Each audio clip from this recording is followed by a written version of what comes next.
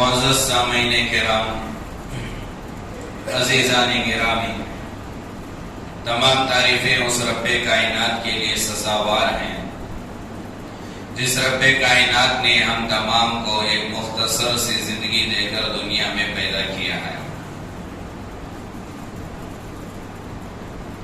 حج کا موسم چل رہا ہے، الحمدللہ پورے عالم سے، پوری دنیا سے اور ہندوستان سے بھی بہت سارے وہ محبوب اللہ کے بندے جو بیت اللہ شریف کا حج کرنے کے لیے کچھ گئے ہیں، کچھ جا رہے ہیں، کچھ جانے کا ارادہ رکھتے ہیں، کچھ جانا چاہتے تھے کسی وجہ سے جا نہیں سکے، کچھ آئندہ سالوں میں جانے کا ارادہ رکھتے ہیں، کیونکہ ہر مسلمان حج کرنے کی نیت رکھتا ہے۔ اللہ تبارک و تعالی اپنے بندوں کا امتحان مختلف طریقوں سے لیتا ہے۔ کچھ اللہ تبارک و تعالی کے امتحانات، کچھ اللہ تبارک و تعالی کی بندگیاں، عبادات کا تعلق صرف جسم سے ہے، جہاں مال خرچ کرنے کی ضرورت نہیں پڑتی، صرف جسم کے ذریعے سے اللہ امتحان لیتا ہے، صرف جسم کے ذریعے سے اللہ تبارک و تعالی کی عبادت مطلوب ہوتی ہے۔ جیسے نماز ہے، نماز کے لیے پیسہ خرچ نہیں ہوتا، نماز کے لیے کچھ دینا نہیں پڑتا۔ اللہ تبارک و تعالی کی نماز ایک ایسی عبادت ہے جہاں صرف جسم کا استعمال ہوتا ہے، جسم خرچ ہوتا ہے، مال خرچ نہیں ہوتا۔ روزہ ہے، روزے میں بھی صرف جسم خرچ ہوتا ہے، جسمانی عبادت ہے۔ اللہ تبارک و تعالی مختلف طریقوں سے عبادت کرواتے ہیں، مختلف طریقوں سے امتحان لیتے ہیں۔ جسمانی عبادت ہے، اور بعض عبادت وہ ہے جن کا تعلق صرف مال سے ہے، وہاں جسم خرچ نہیں ہوتا۔ زکوٰۃ ہے، وہاں جسم کا کوئی استعمال ہی نہیں ہے زکوٰۃ میں۔ اور اسی طرح قربانی ہے، وہاں ہمارا مال خرچ ہوتا ہے، جسم کا خرچ نہیں ہوتا۔ لیکن بعض عبادات وہ ہیں جہاں جسم کا بھی استعمال ہوتا ہے، مال کا بھی استعمال ہوتا ہے، دونوں کو اللہ تبارک و تعالی استعمال کرتے ہیں، دونوں کا اللہ تعالی امتحان لیتے ہیں، وہ ہے حج۔ یہاں انسان کا مال بھی خرچ ہوتا ہے اور انسان کا جسم بھی خرچ ہوتا ہے۔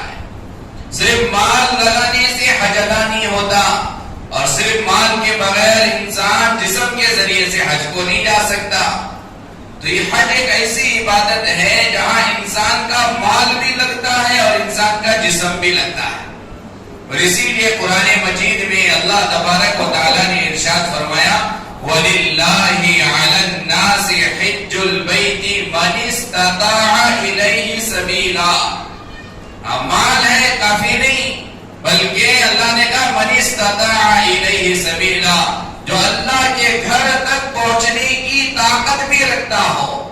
یعنی کیا مطلب ہے؟ بیمار نہ ہو، ایسا بیمار نہ ہو جو چل نہیں سکتا، جو اٹھ نہیں سکتا، جو بیٹھ نہیں سکتا، جو سوچ نہیں سکتا، سمجھ نہیں سکتا، ایسا بیمار ہے جو حج کر نہیں سکتا، اس پر حج فرض نہیں، بستر پر پڑا ہوا ہے، دماغی اعتبار سے کمزور ہے، مالدار، خاندانی اعتبار سے کروڑوں پتی ہے، مالدار تو ہے، مال تو ہے، لیکن جسمانی اعتبار سے کمزور ہے، حج فرض نہیں۔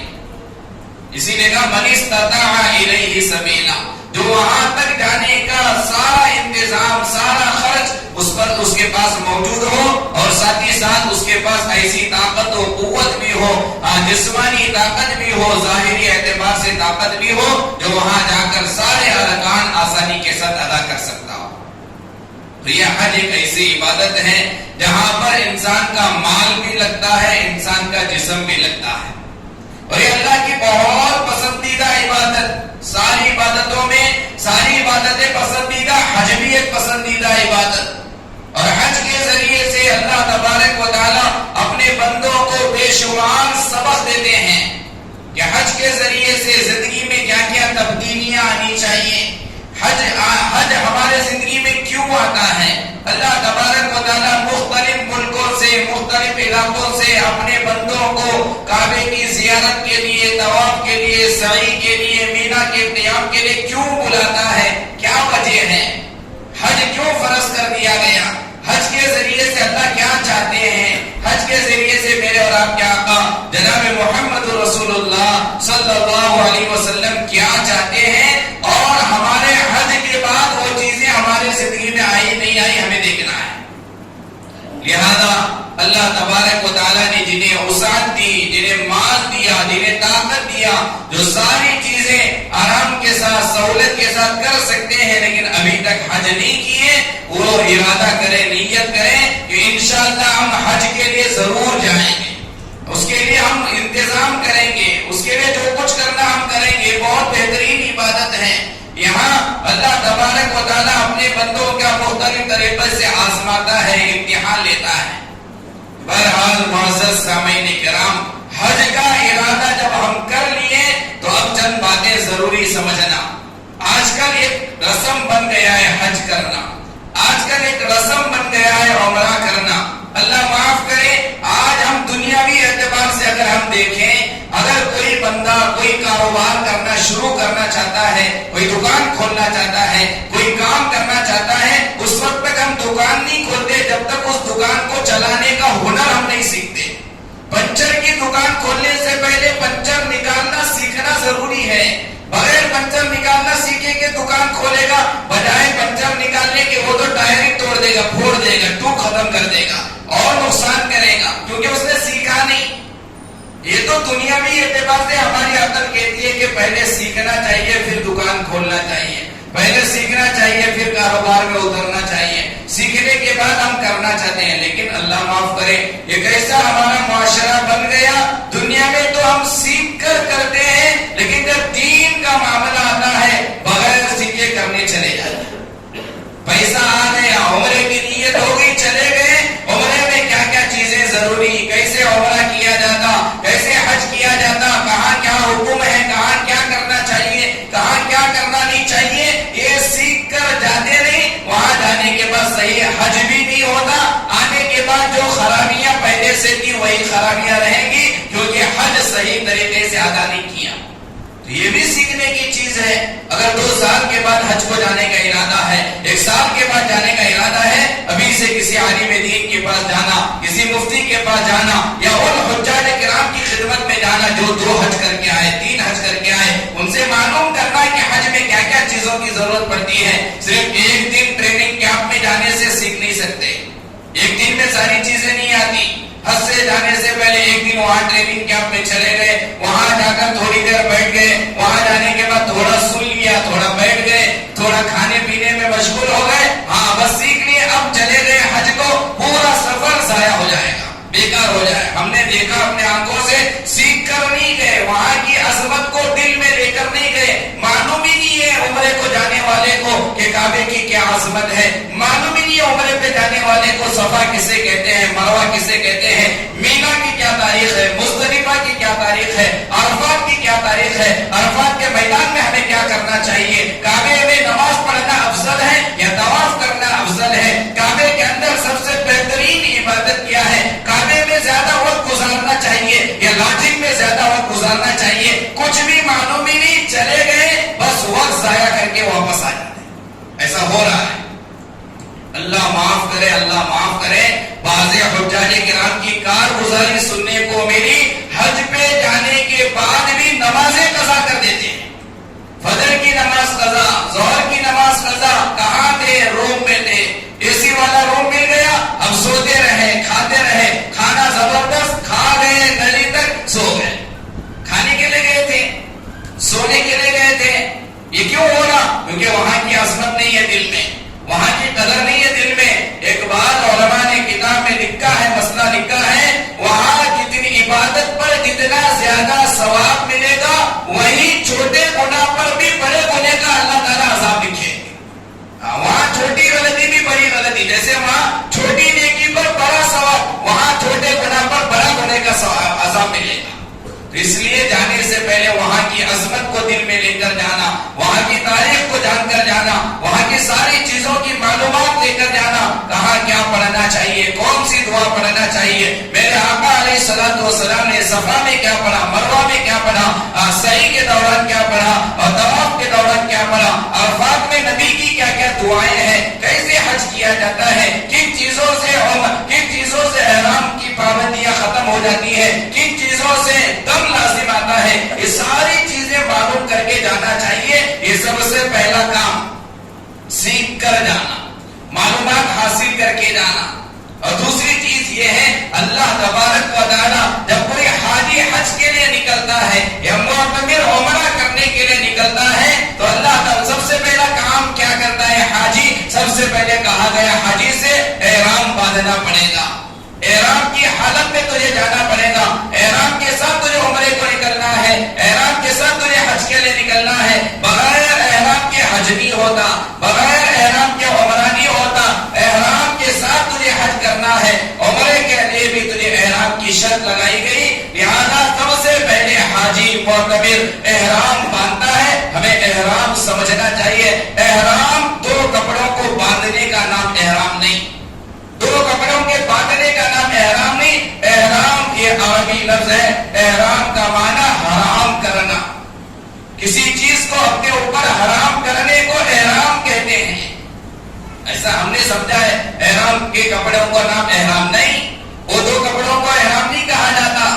احرام کے معنی حرام سے ہے. احرام کیا معنی؟ حرام کرنا. کیا حرام کرنا؟ اب جیسے ہی حاجی نے احرام کے دو کپڑے باندھ لیے، اوپر ایک کپڑا اوڑھ لیا، نیچے لنگی کی طرح کپڑا باندھ لیا. اب جیسے ہی اس نے تلبیہ پڑھ کر احرام باندھا، اب اس نے اپنے اوپر وہ حلال چیزیں حرام کر لیا جو احرام سے پہلے اس کے لیے حلال تھا. کیا حلال تھا؟ اب اس کے لیے احرام سے پہلے ناخن نکالنا حلال تھا. احرام باندھنے کے بعد، احرام کی نیت کرنے کے بعد اب ناخن نکالنا حرام ہو گیا، مونچھ نکالنا حرام ہو گیا، سر کے بال نکالنا حرام ہو گیا. اب عطر لگانا، خوشبو کا استعمال کرنا حرام ہو گیا. سر ڈانگنا جائز نہیں ہے. اب بیوی سے ملاقات کرنا حرام ہو گیا، بیوی کے ساتھ صحبت کرنا حرام ہو گیا. یہ مطلب ہے احرام کا. اب جو کچھ احرام سے پہلے تیرے لیے حلال تھا، اب اس احرام نے ان چیزوں کو تیرے لیے حرام کر دیا. یہ ہے احرام. اب خوشبو نہیں لگا سکتا، اب بیوی سے ملاقات نہیں کر سکتا، اب پیار اور محبت کی باتیں نہیں کر سکتا، ناخن نہیں نکال سکتا، بال نہیں نکال سکتا. اور کپڑے نکالنا ضروری نہیں. مجھے چڈی کے بغیر احرام نہیں نکالنا ضروری ہے. نکالنا تو صرف دو ہی کپڑے. میں زندگی بھر ٹوپی پہننے والا، آج میں ٹوپی پہن کر جاؤں گا نہیں. یہاں منمانی نہیں چلے گی، یہاں تیری عقل نہیں چلے گی. یہاں اللہ جو کہتا ہے اسی کو کرنا پڑے گا. جو محمد رسول اللہ نے طریقہ تجھے بتایا ہے اسی طریقے کو تجھے اپنانا پڑے گا.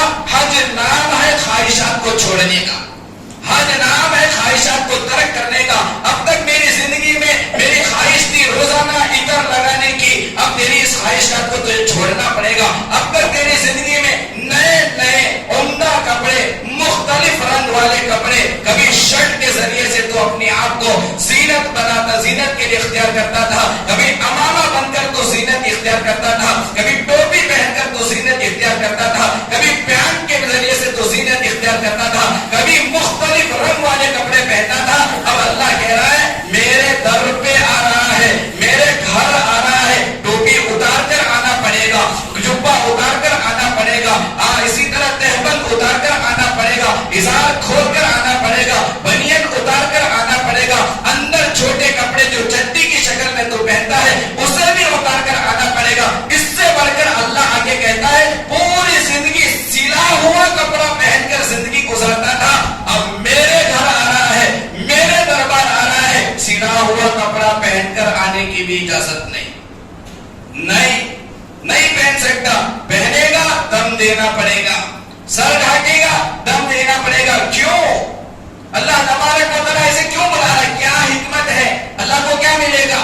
سلا ہوا کپڑا کھلوا کر، ادھر سے دور، خوشبو سے دور رکھ کر، بیویوں سے جدا کرا کر اللہ کیوں بلا رہا ہے؟ اس کی حکمت کیا ہے؟ اس کی وجہ کیا ہے؟ علماء نے لکھا ہے اللہ تبارک و تعالیٰ اپنے در پہ بلا رہا ہے تو اللہ تعالیٰ ہمیں یہ سبق سکھا رہا ہے. ہوگا تو اپنے علاقے میں مالدار، ہوگا تو اپنے علاقے میں بڑا سرمایہ دار، ہوگا تو اپنے علاقے کا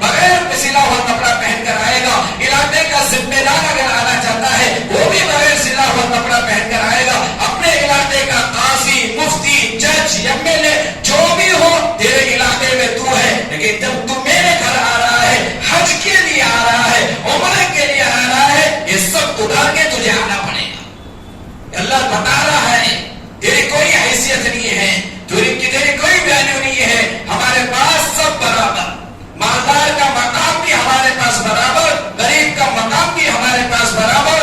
مالدار غریب جب حج کے لیے آئیں گے دونوں ایک صورت اپنا کر آئیں گے، ایک طرح کے کپڑے پہن کر آئیں گے۔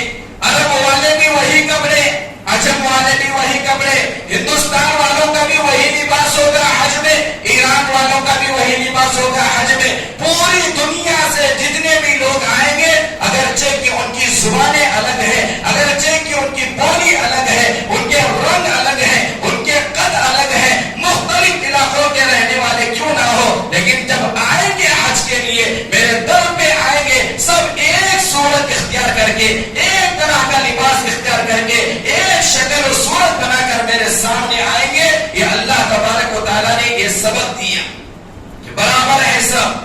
اسی لیے علامہ اقبال نے کہا ایک ہی سب میں کھڑے تھے محمود و ایاز، نہ بندہ رہا نہ کوئی بندہ نواز۔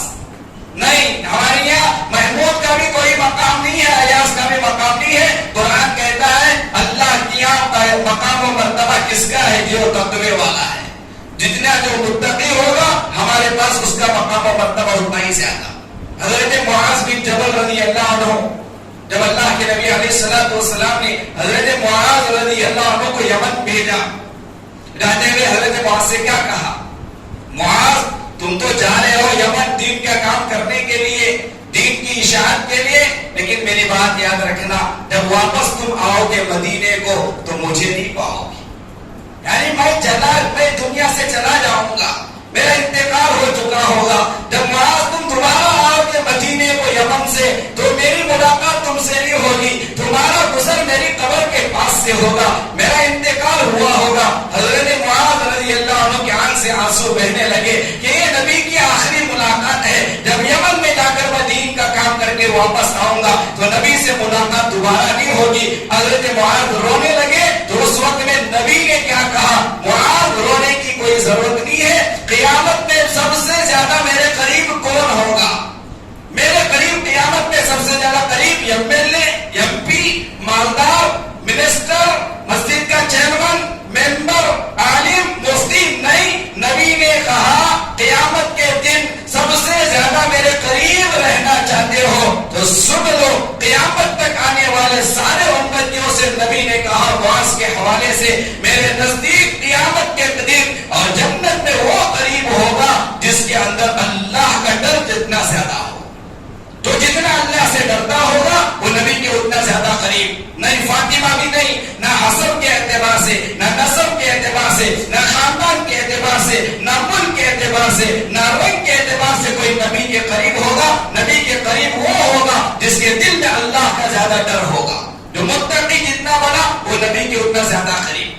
تو بہرحال اللہ تعالیٰ پورے بندوں کو یہ بتانا چاہتا ہے حج کے ذریعے سے ہمارے نزدیک کسی کا مقام و مرتبہ شکل کے اعتبار سے نہیں ہے، مال کے اعتبار سے نہیں ہے، نسب کے اعتبار سے نہیں ہے، حسب کے اعتبار سے نہیں ہے۔ ہمارے نزدیک سارے بندے برابر ہیں، ہمارے نزدیک وہی بندہ قریب ہے جو ہم سے زیادہ ڈرے، جو سب سے زیادہ ڈرنے والا۔ یہ سبق دیا جا رہا ہے حج کے ذریعے سے، سب کے کپڑے اتروا کر اللہ بلا رہے ہیں۔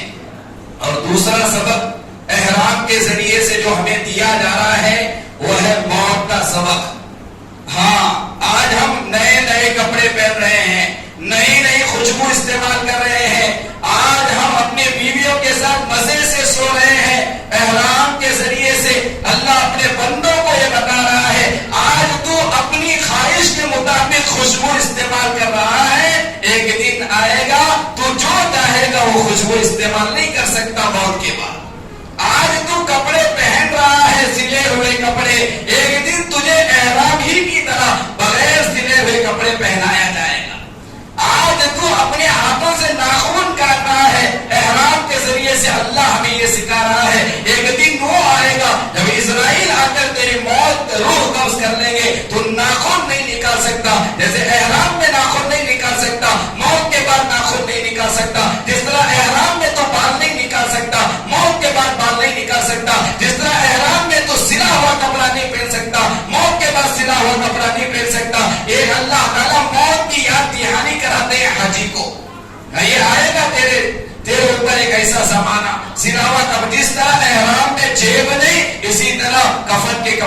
حج یہ نہیں ہوگا جس طرح آج تو اپنے مال کو چھوڑ کر, اپنی جائیداد کو چھوڑ کر, بیوی بچوں کو چھوڑ کر, رشتے داروں کو چھوڑ کر, خاندان والوں کو چھوڑ کر, ملک والوں کو چھوڑ کر, علاقے والوں کو چھوڑ کر, جس طرح آج تو کعبے کی زیارت کے لیے, حج کرنے کے لیے آ رہا ہے, ایک دن اسی طرح سب کو چھوڑ کر تجھے قبر میں جانا پڑے گا. آج رشتے دار کو چھوڑ کر تو آ رہا ہے, آج مال و دولت کو چھوڑ کر تو آ رہا ہے, اپنی جائیداد کو چھوڑ کر تو حج کے لیے آ رہا ہے, اپنا سارا خاندان چھوڑ کر آ رہا ہے, اپنا علاقہ چھوڑ کر, اپنا ملک چھوڑ کر تو آج حج کے لیے آ رہا ہے. یاد کرنا اس دن کو جب اسرائیل تیرے روح قبض کریں گے, یہ رشتے دار تجھے قبر میں ڈالیں گے, یہ مال و دولت تیری دنیا میں ویسے ہی رہ جائے گی, یہ سارا علاقہ چھوڑ کر تجھے قبر میں جانا پڑے گا. موت کی یاد دہانی کروانے کے لیے اللہ تبارک و تعالی احرام میں یہ ساری چیزیں رکھا ہے.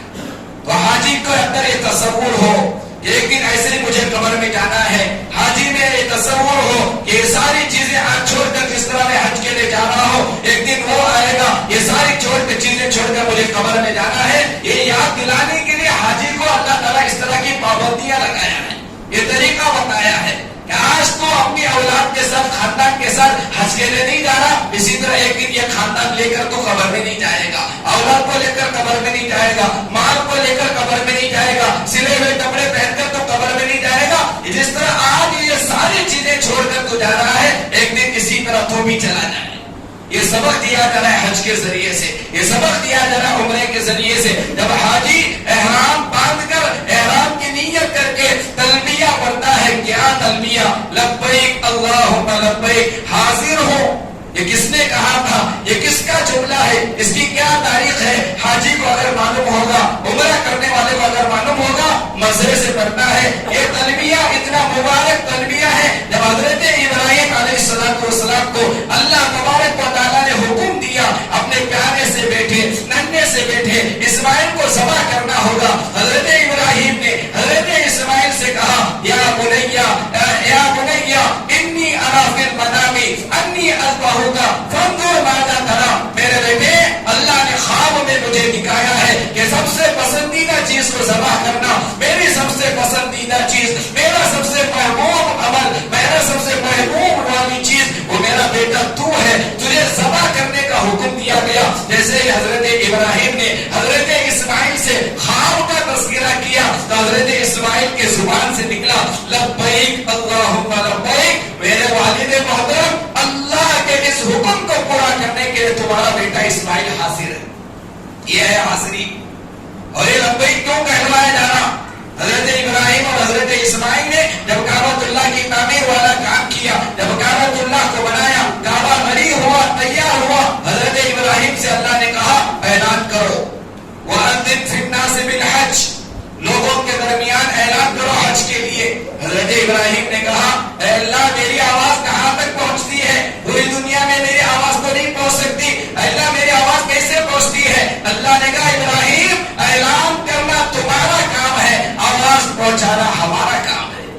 تمہیں تو صرف اعلان کرنے کے لیے کہا گیا, آواز پہنچانے کے لیے تو نہیں کہا گیا.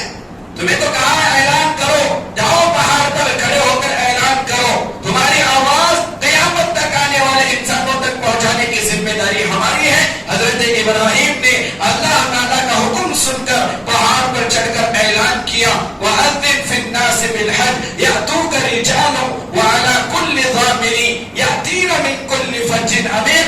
آج جو حاجی لبیک کہہ رہا ہے وہ حضرت ابراہیم کے اعلان کا جواب دے رہا ہے.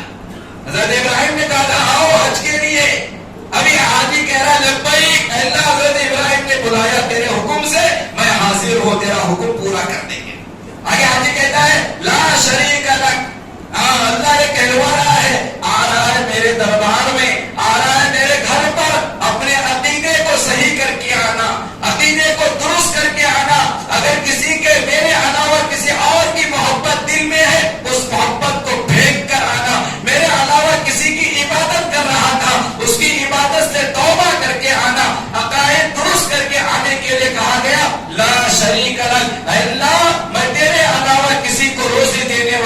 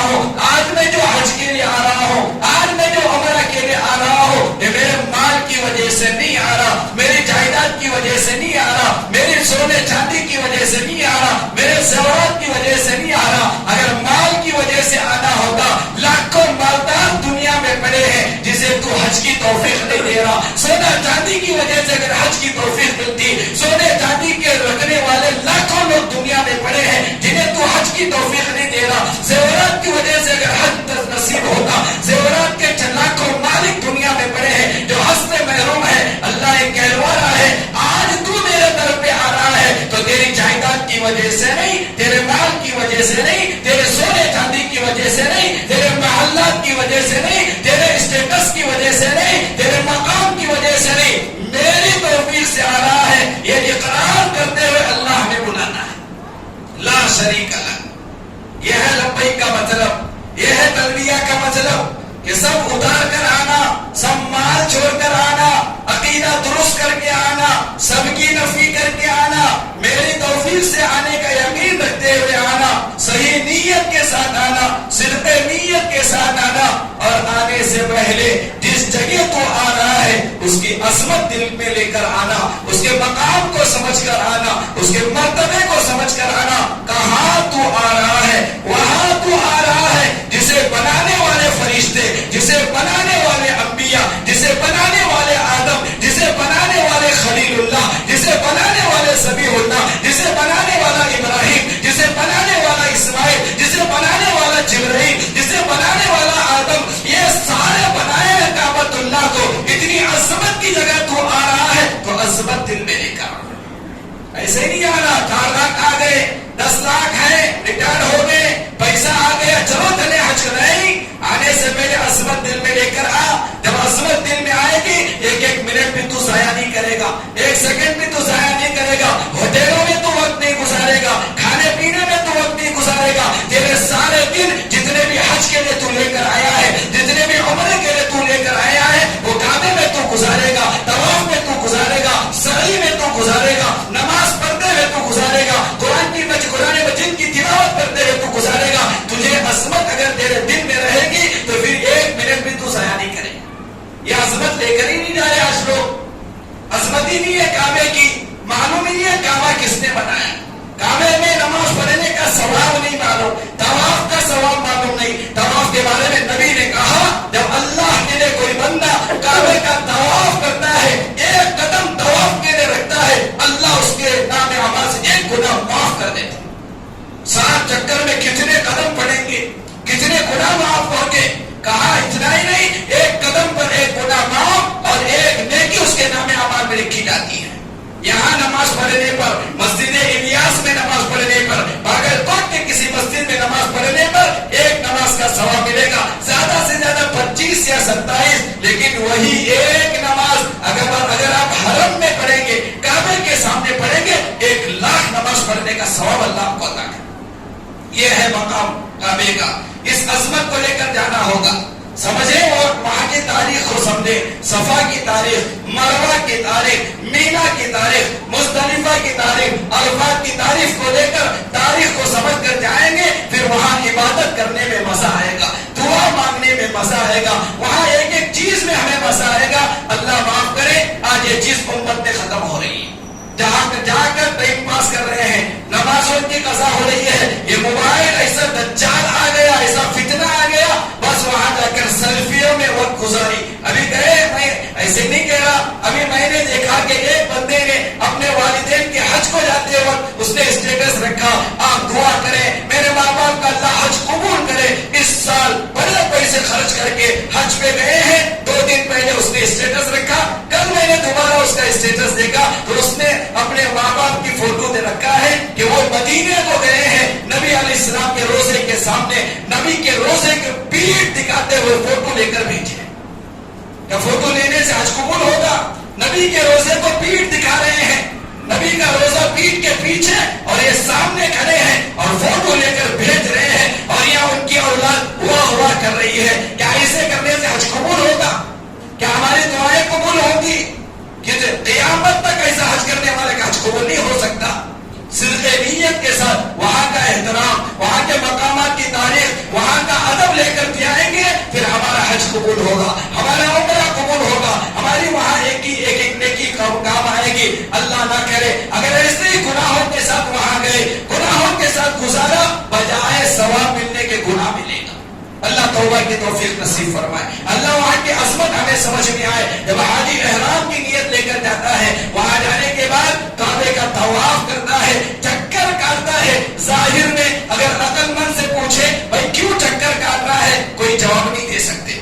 کیا ہے؟ کعبہ ہے، کعبے کے روز پھرنا، گھومنا، چکر کاٹنا، یہ کیا ہے؟ کچھ سمجھ میں آنے والی بات نہیں۔ عقل مند تو کہے گا کچھ نہیں سمجھ میں آ رہا، اللہ یہی کہہ رہے ہیں دین میں تیری عقل چلانے کی ضرورت نہیں، ہر وہ کام کرنا ضروری نہیں جو تیری عقل کہے گی، نہیں، تیری عقل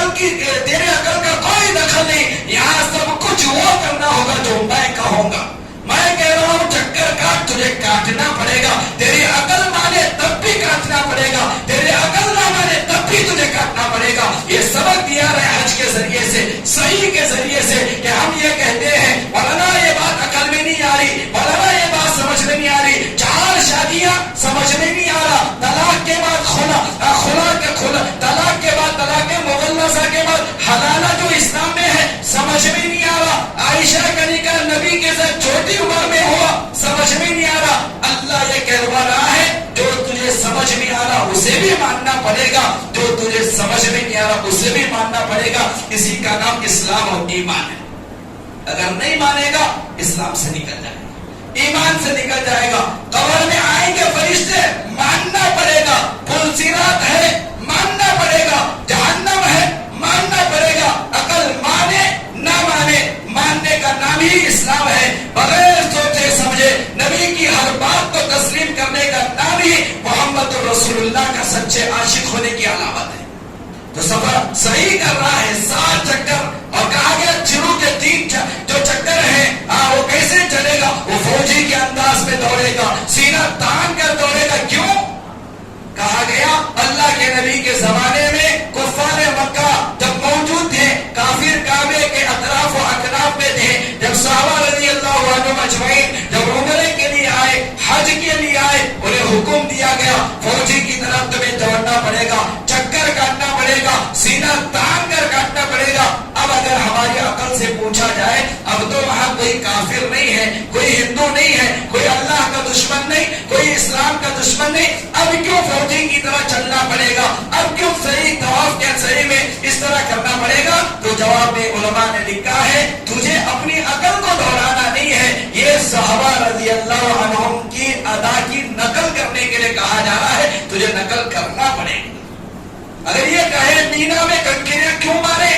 وہ تو حضرت ابراہیم نے مارا تھا، انہوں نے مارا تھا، آج کیوں مارے؟ تجھے نقل اتارنی پڑے گی، تجھے ہر ادا کو ان کی کرنی پڑے گی. تیری عقل درمیان میں نہیں آئے گی. ایک ایک چیز تفصیل سے بتانے کی ہے. لیکن عزیزان گرامی، حج کے ذریعے سے جو ہمیں سبق دیا گیا، سب سے پہلا سبق یہ دیا گیا دنیا میں جو کچھ ہمارے پاس مال ہے، دولت ہے، رشتہ داری ہے، آل و اولاد ہے، جس طرح حاجی حج کو جاتے ہوئے سب چیزیں چھوڑ کر جاتا ہے، ہمیں یہ بتایا جا رہا ہے ایک دن ہمیں بھی یہ سب کچھ چھوڑ کر قبر میں جانا ہے.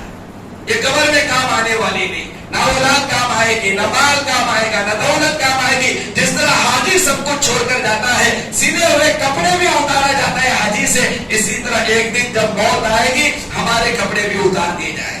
ہمیں بھی احرام کے کپڑے کی طرح کفن کا کپڑا پہنایا جائے گا. جس طرح رشتہ دار چھوڑ کر ہم حج کو جا رہے ہیں، اسی طرح رشتہ دار ہمیں قبر میں تنہا ڈالیں گے. لہذا اس کی تیاری کے لیے یہ حج ہمیں سبق دیتا ہے. اور دوسرا سبق ہمیں یہ سکھاتا ہے حج کے ذریعے سے، حج یہ عشق الہی کا مظہر ہے. اللہ تبارک و تعالیٰ کی محبت کو دل میں لانے کے لیے اللہ اس طرح کی ادائیں کرواتا ہے. کپڑے نکلوا کر، سلے ہوئے کپڑے کھلوا کر، خوشبو سے دور رکھ کر، ناخن نکالنے سے دور رکھ کر، اور بال نکالنے سے دور رکھ کر، بیویوں سے دور رکھ کر اللہ ہمیں اس لیے بلا رہا ہے آج تو آئے گا ان سب کی محبت کو نکال کر ایک دیوانے کی شکل اختیار کر کے میرے دربار میں آئے گا، میری محبت میں آئے گا، میرے عشق میں آئے گا. لہذا تیرا یہ عشق ہمیشہ باقی رہنا چاہیے، ہمیشہ محبت باقی رہنا چاہیے. حج کے ذریعے سے اللہ کی محبت کو ہمارے دل میں اللہ پیدا کرنا چاہتا ہے. لہذا عزیزانہ درخواست ہے، گزارش ہے کہ اللہ نے جنہیں مال دیا، اللہ نے جنہیں طاقت دی، جو حج کے لیے جا سکتے ہیں، مال ہونے کے باوجود، طاقت ہونے کے باوجود اگر کوئی حج پر نہیں رہا، حج فرض ہے. جس طرح 5 وقت کی نماز پڑھنا فرض، اسی طرح حج کرنا فرض. جس طرح رمضان کے روزے رکھنا فرض، اسی طرح مالدار پر، طاقت والے پر حج کرنا فرض. ایک بات یاد رکھیں، معاشرے میں یہ جو بگاڑ پیدا کیا، ریٹائر کے بعد حج کو جانا، اور کیا بیٹیوں کی شادی کے بعد حج کو جانا، جوانی کے لیے حج نہیں، بوڑھوں کے لیے حج ہے، یہ ہماری غلط فہمی، یہ ہماری بے وقوفی. بوڑھوں پر حج نہیں، جوان پر بھی حج فرض ہے. اگر کوئی بالغ جس کے پاس اللہ نے اتنا مال دیا جو آسانی کے ساتھ حج کو جا کر آ سکتا، اور جب تک یہ حج کو جا کر آئے گا گھر والوں کو کھانے پینے کا انتظام کر کے جا سکتا، اور بیمار نہیں ہے، تندرست ہے، جوان ہے، اللہ نے اس پر بھی حج فرض کی. اور ہمارے درمیان کچھ لوگ یہ کہتے ہیں بھائی گھر میں بیٹی ہے، بیٹی کی بھی شادی نہیں، حج کیسا کرنا؟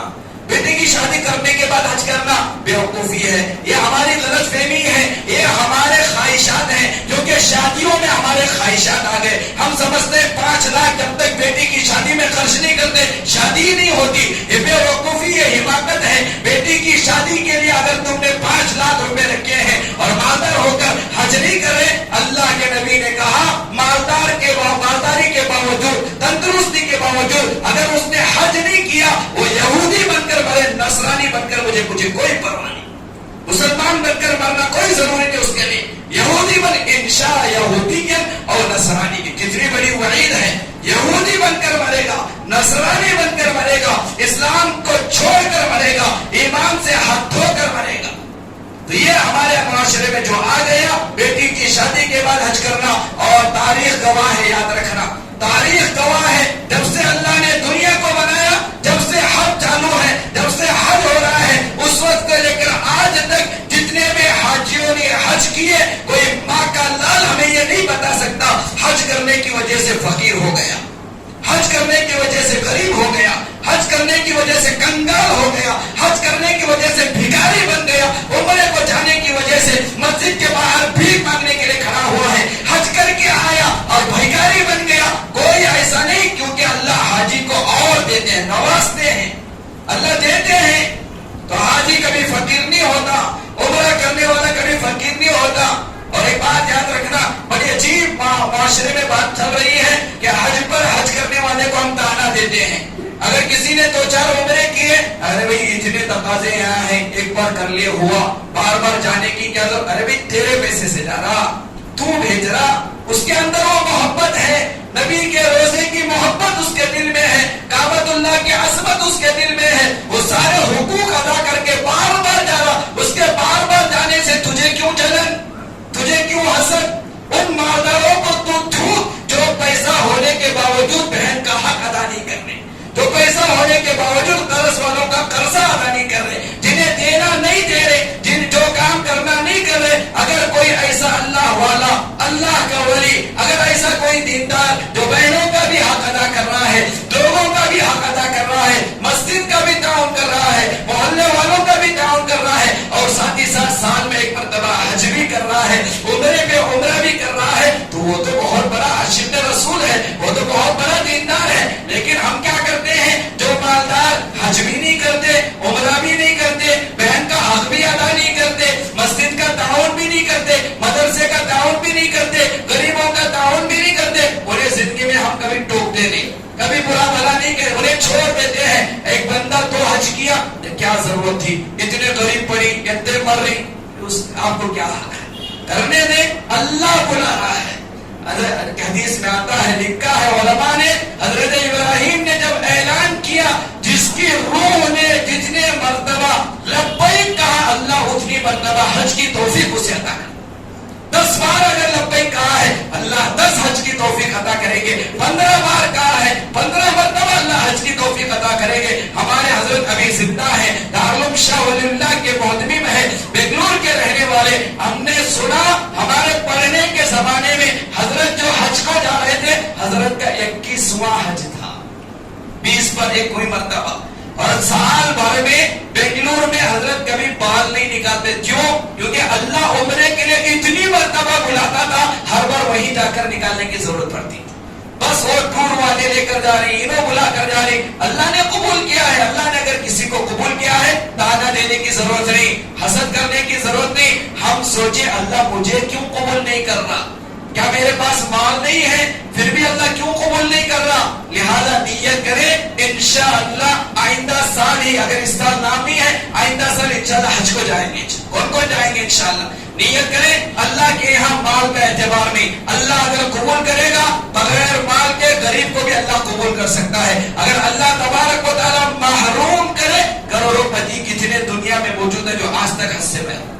تو اللہ کے یہاں قبولیت کے لیے مال شرط نہیں، اللہ کے یہاں قبولیت کے لیے جائیداد شرط نہیں، اللہ کے یہاں قبولیت کے لیے سچی نیت ضروری ہے، سچی نیت، سچی طلب، سچی تمنا ضروری ہے۔ جو صدق نیت کے ساتھ، سچی طلب کے ساتھ نیت کر کے دعائیں مانگتا ہے، اللہ کے سامنے عاجزی کرتا ہے، گڑ گڑاتا ہے، روتا ہے، اللہ اس کی دعا قبول کر کے، اللہ اسباب مہیا کر کے اللہ اسے اپنے گھر کی زیارت کے لیے بلاتے ہیں، اپنے محبوب کے روزے کی زیارت کے لیے بلاتے ہیں۔ سچی نیت شرط ہے، سچی طلب شرط ہے، اخلاص نیت کا ہونا شرط ہے۔ لہذا دعائیں بھی مانگے، اسباب بھی مہیا کریں۔ ہمارے حضرت مولانا مفتی اویس صاحب رشادی دعوت برکات ہو دارالعلوم شاہ ولی اللہ کے استاد زمانے طالب علمی میں حضرت نے ہمیں ایک نصیحت کی جو آپ کو میں شیئر کرنا ضروری سمجھتا ہوں. حضرت نے ہم سے کہا او طلبا جب تم یہاں سے فارغ ہو کر جاؤ گے اپنے مقام میں جاؤ گے کسی مسجد کے امام بنو گے کسی مدرسے کے مدرس بنو گے یا کسی جگہ مکتب پڑھانے کے لیے بیٹھو گے تمہارے پاس زیادہ تنخواہ نہیں رہے گی زیادہ پیسہ نہیں رہے گا لیکن تم نے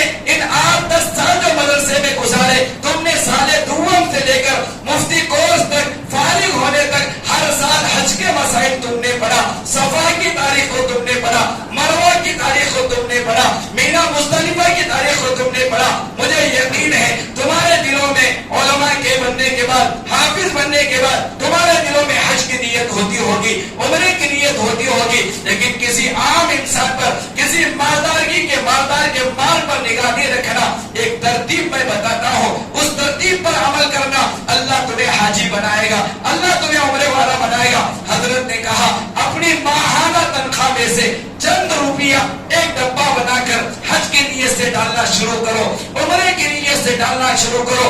اللہ تمہارے اس عمل کی وجہ سے زندگی میں تمہیں حاجی بنائے گا معتمر بنائے گا. اس کے بعد حضرت نے اپنا واقعہ سنایا. یہ نصیحت ہمیں ہمارے اساتذہ نے کیا تھا میرے استاد نے کیا تھا. میں جب فارغ ہو کر بنگلور آیا مدرسے میں پڑھانے کے لیے بیٹھا چھوٹی تنخواہ تھی میں پیسے جمانا شروع کیا 2 سال نہیں گزرے اللہ نے حج کے لیے مجھے بلایا. یہ حضرت نے کیا حضرت نے اپنا ذاتی عمل بتایا. آج اگر ہمارے درمیان کوئی غریب ہے جو حج کے لیے اتنے پیسے نہیں ہے حضرت کے اس عمل کو کر سکتے ہیں. ایک ڈبہ بنائیں بچوں کی طرح کوئی جسے بولتے بنائیں حج کی نیت سے پیسہ ڈالنا شروع کریں عمرے کی نیت سے ڈالنا شروع کریں. ڈالنا ہمارا کام ہے 5 روپے 10 روپے 50 روپے ڈالتے جائیں. اللہ ہمارے 5 روپے کو نہیں دیکھتا نیت کو دیکھتا ہے دل کو دیکھتا ہے. اللہ ایسی ترتیب بنائے گا عقل کام نہیں کرتی. اللہ لے کر جائے کرے تو صحیح ایک قدم اٹھانا ہمارا کام لے کر جانا اللہ کا کام ہے. نیت کریں گے انشاءاللہ ترتیب بنائیں گے انشاءاللہ. اللہ تمام کو مجھے بھی حاجی بنائے بار بار حج کی توفیق نصیب فرمائے عمرے کی توفیق نصیب فرمائے. ایک اور بات 2-4 منٹ آپ کا لیتا ہوں. جتنے بھی حاجی حجاج حج کے لیے جا رہے ہیں یا جانے کا ارادہ رکھتے ہیں میرا حج قبول ہوا نہیں ہوا میرا عمرہ قبول ہوا نہیں ہوا اس کی علامت کیا ہے کیسے معلوم کریں کیسے جانچیں کیسے پرکھیں. میں حاجی حج کر آیا عمرہ کر کے آیا یہ قبول ہوا نہیں ہوا. اور ہمارے صاحب ایک قاعدہ لکھا ہے کتاب میں اگر حاجی حج کو جانے سے پہلے سود کھاتا تھا حج کو جا کر آنے کے بعد سود چھوڑا سمجھ لینا اس کا حج قبول. حج کو جانے سے پہلے نمازیں نہیں پڑھتا تھا حج کو جا کر آنے کے بعد نماز پڑھنا شروع کیا حج کے قبول ہونے کی علامت. حج کو جانے سے پہلے جھوٹ بولتا تھا حج کو جا کر آنے کے بعد جھوٹ بولنا چھوڑ دیا قبول ہونے کی علامت. حج کو جانے سے پہلے ماں باپ کو ستاتا تھا ناراض کرتا تھا حج کو جا کر آنے کے بعد ماں باپ کے حقوق ادا کرنا شروع کیا حج کے قبول ہونے کی علامت عمرے کے قبول ہونے کی علامت. اگر کوئی حاجی ایسا ہے حج کو جانے سے پہلے جو گناہ کرتا تھا آنے کے بعد بھی وہی گناہ کر رہا حج کے قبول نہ ہونے کی علامت عمرے کے قبول نہ ہونے کی علامت. تو سچی نیت لے کر جانا جو گناہ زندگی میں کر رہا ہوں حج سے آنے کے بعد نہیں کروں گا قریب بھی نہیں جاؤں گا. یہ حج کے عمرے کے قبول